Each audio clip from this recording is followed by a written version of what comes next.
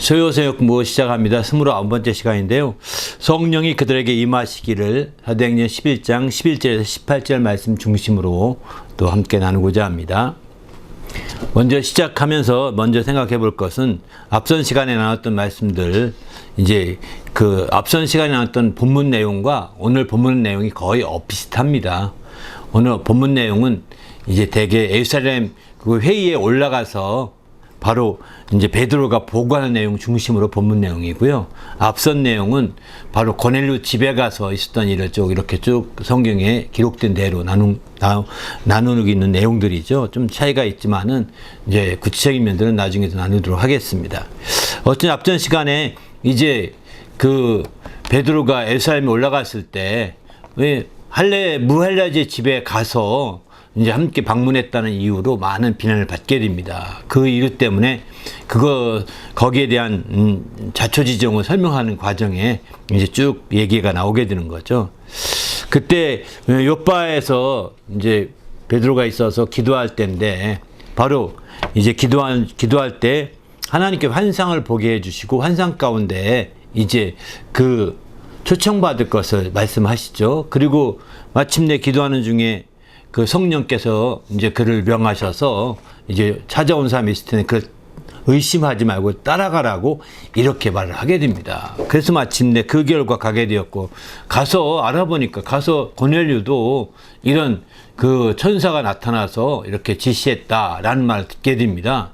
그것으로 말미암아서 이제 함께 가게 됐는데, 그 일로 인해서 이제 그 나타난 결과로 옥신각신하게 되는 거예요.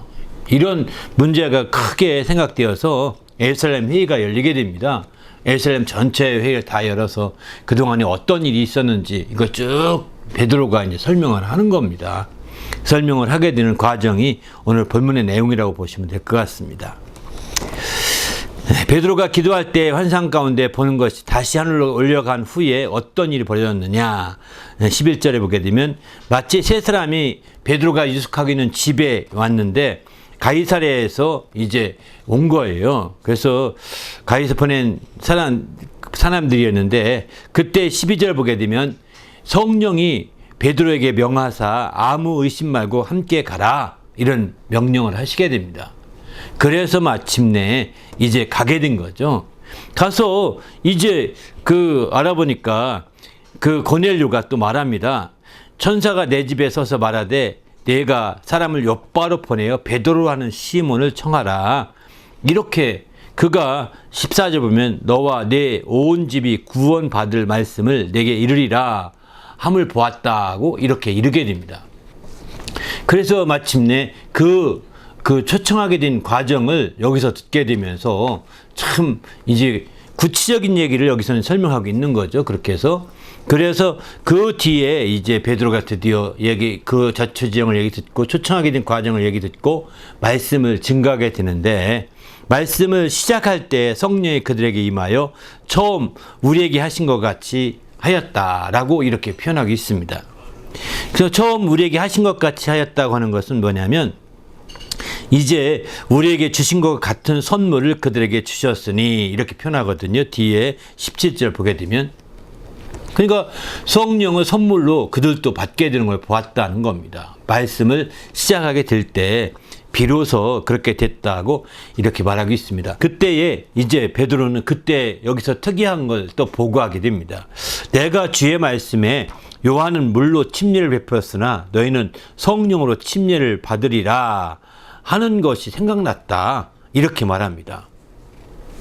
바로 이 말씀이 이제 앞에 고넬료 집에 갔을 때는 몰랐었는데, 여기서는 이 말씀을 좀 구체적으로 좀 설명하게 되는 거죠. 다른 사도들에게 그 설명하는 과정에 이 말씀이 생각난 것을 얘기하고 있는 얘기죠. 그래서 마침내 똑같은 설명, 그래서 우리가 누가 막겠느냐, 하나님의 역사를 누가 막을 수 있겠느냐, 막을 수 없다는 사실을 알게 되어서 마침내 하나님께 영광을 돌리게 되고, 그 결과 이방인에게도 생명 얻는 회개가 주었도다라고 하면서 여기서는 하나님께 영광 돌리는, 예루살렘 전체 회의에서는 하나님께 영광 돌리는 모습이 나타나게 됩니다. 그렇습니다. 여기서 침례받는 모습은 앞선 시간에 나왔지만 여기는 안 나오죠. 바로 그 침례까지는 설명할 필요가 없었던 것을 볼 수가 있는 거죠. 그런데 이렇게 여기 나온 말씀 중심으로 본다면 이제 앞서서 한 내용과 큰 차이가 있는 것은 바로 이제 앞서서 사도행전 10장에 이제 44절에서 47절까지 말씀의 내용과 오늘 본문의 11장 11절에서 18절까지 말씀의 내용에 좀 차이가 있다. 왜 그런 차이가 있겠느냐? 그것은 바로 다른 것이 아니라 앞서서는 베드로와 함께 있던 자들을 통해서 누가가 이렇게 쭉 이제 그 얘기를 들어가지고 그거를 기록한 것으로 볼 수밖에 없을 것 같습니다. 베드로가 직접 말했다기보다는 베드로와 함께 했던 자들이 이제 제3자 입장에서 관찰했던 것들을 이렇게 쭉 자세하게 썼던 거죠. 그래서 그렇게 썼던 것 같고요. 반면에 베드로에게서 직접 들었던 말씀은 오늘 이제 본문의 11장 11절부터 18절까지 말씀이 직접 베드로가 직접 말한 얘기하라고 볼 수 있는 거죠. 베드로가 직접 예루살렘에서 이렇게 증언했던 내용을 이제 이건 아마 베드로를 통해서든 아니면 다른 사람을 통해서든 들었던 얘기든 그걸 다 체록했던 것을 모아서 이렇게 사도행전을 편집할 때 함께 편집했던 것으로 보여집니다. 그 차이가 바로 여기 사도행전 10장과 11장의 차이가 이렇게 빚어지는 것이 아닌가 이런 생각이 듭니다. 그 차이로 첫 번째는 이제 말씀을 여기 베드로는 다른 사람들이 볼 때는 말씀을 한참 듣는 중에 그 고넬료의 사람들이 이제 그들이 성령이 임하는 것을 본 것처럼 설명하고 있습니다. 사도행전 10장 44절을 보게 되면 말씀이 얼마나 진행이. 그런데 베드로는 말씀을 전하고 있었고 그 듣는 자들이 다 처음부터 이렇게 말씀을 듣고 있었기 때문에 베드로에 집중하고 있었죠. 베드로가 표현한 말이 더 맞지 않는가 생각이 듭니다. 베드로가 말을 시작할 때에 벌써 이미 성령을 받기 시작하는 걸 그때 느낀 거예요. 그때 보게 된 거죠. 그래서 막 저들이 말씀을 듣는 중에 뭔가 이상한 방언도 말하고 우리와 같은 이렇게 선물을 받는 것을 보았다고 이렇게 말하는 것도 베드로의 증언이 맞을 것 같습니다. 베드로는 직접 고넬료와 그 한 가족들을 다 일일이 눈으로 확인했던 거고, 반면에 베드로와 함께 참여했던 사람들은 그 주위에 옆에 뒤에 정확히 보지 못했겠죠. 주위를 뒤에 앉았던가 옆에 앉았던가 하면서 그들이 좀 시간이 지나가면서 말씀 듣는 중에 성령이 임한 거구나 라고 그렇게 이해했던 것은 아닌가 이런 생각이 듭니다. 반면에 두 번째는 이제 또 이제 성령이 생각나게 하셨다 이렇게 말씀하죠. 바로 주의 요한은 물로 침례를 베풀었으나 너희가 성령으로 침례를 받으리라. 11장 16절 이렇게 말씀하죠.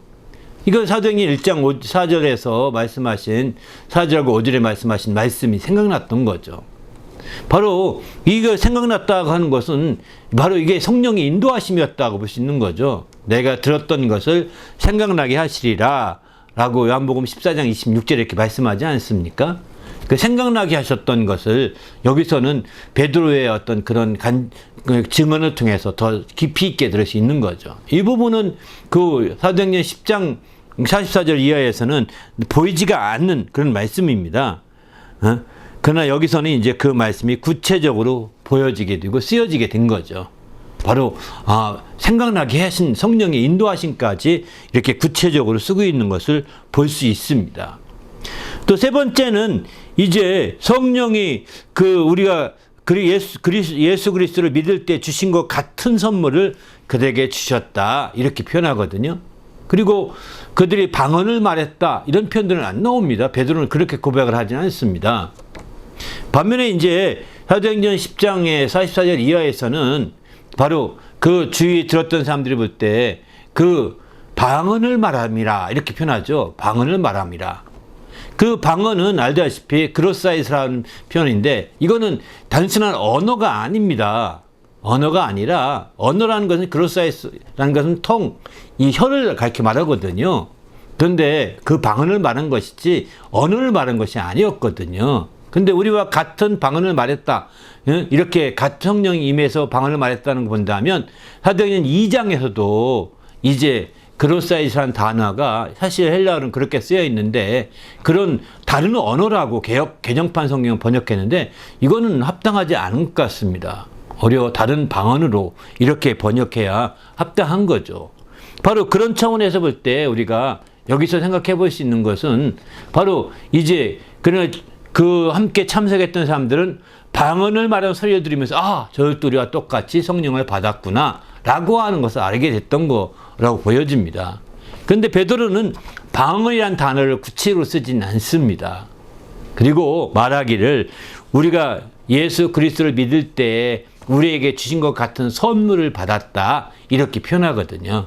그러면 이 선물이 은사를 가리켜 말할까요? 아니면 성령 그 자체를 가리켜 말하는 걸까요?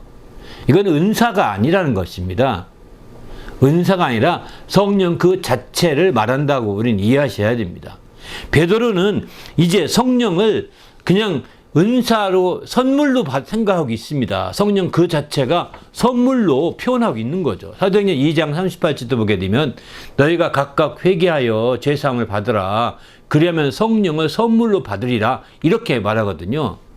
성령으로 선물을 받으리라. 이렇게 말하는데 그때 성령 그 자체가 선물이라는 거지 성령의 선물이라고 해서 성령의 은사를 받으리라. 이런 개념으로 이해해서는 안 됩니다. 성령의 은사를 받으리라 개념으로는 합당하지 않습니다. 여기서도 성령의 은사 개념으로서의 선물이 아니라 바로 성령 그 자체를 가리키는 말로서의 선물인 거죠. 왜 그럼 베드로는 이렇게 썼을까요?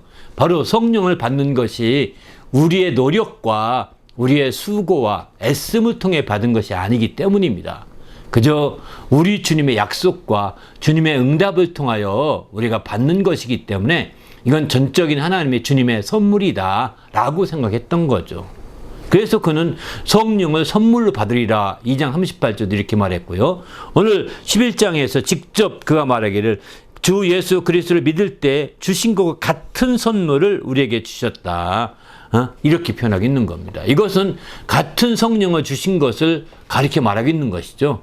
우리도 주님 안에서 이 같은 성령을 받았다는 사실에 우리가 초점을 두고 베드로가 설명하는 내용에 우리가 잘 이해할 필요가 있을 것 같습니다. 그것은 같은 성령으로 말미암아 방언의 은사를 말하기 시작했다. 이렇게 베드로가 강조한 것이 아닙니다.